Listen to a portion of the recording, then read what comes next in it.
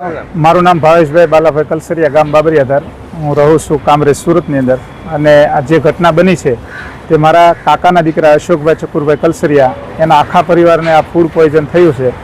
શીતલ રેસ્ટોરન્ટની અંદર જે ઈસરકુપામાં આવેલું છે ત્યાંથી 15 તારીખે સાંજે 2 શાક લઈ આવેલા અને ઘરે જમ્યા.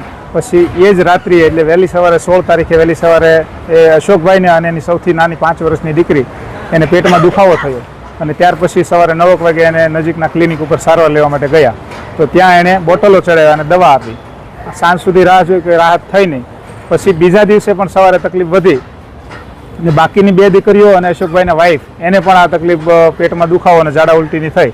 એટલે તાત્કાલિક રિપોર્ટ કરાવ્યા. હવે રિપોર્ટ આવે એ પહેલાં જ આ આર્યા નામની જે 5 વર્ષની દીકરી છે એને ખૂબ જ આંચકી જેવું લાગ્યું અને આંખું તરવા લાગી. એટલે તાત્કાલિક સદવિચારમાં અમે દાખલ કરી. દાખલ કરતાં જ 15 થી 20 મિનિટની સારવાર દરમિયાન જ અમે હાજર હતા અને એને ફૂડ પોઈઝનના હિસાબે એનું ડેથ થયું.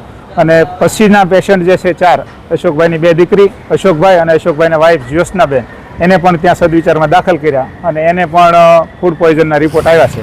હવે જે બનવાકાળ બન્યું છે આ આર્યા નામની 5 વર્ષની દીકરી એના કારણે જ ડેથ થયું છે.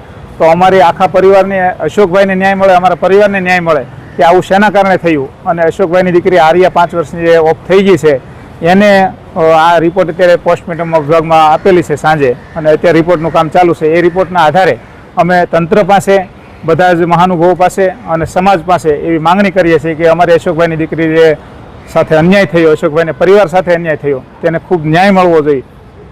જે ઘટતું ઘટતું હોય તંત્રને અપીલ કરીએ છીએ.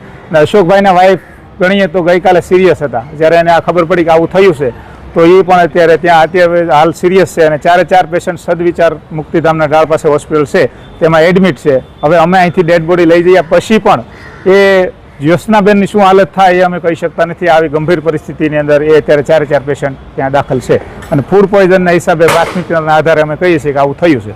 તો આને યોગ્ય ન્યાય મળવો જોઈએ. જે કાંઈ કાર્યવાહી કરતી ખોટી કરવાની થાય તે તંત્રને અમે અપીલ કરીએ છીએ અને મીડિયાને પણ અપીલ કરીએ છીએ કે આમાં અમને ન્યાય અપાવો.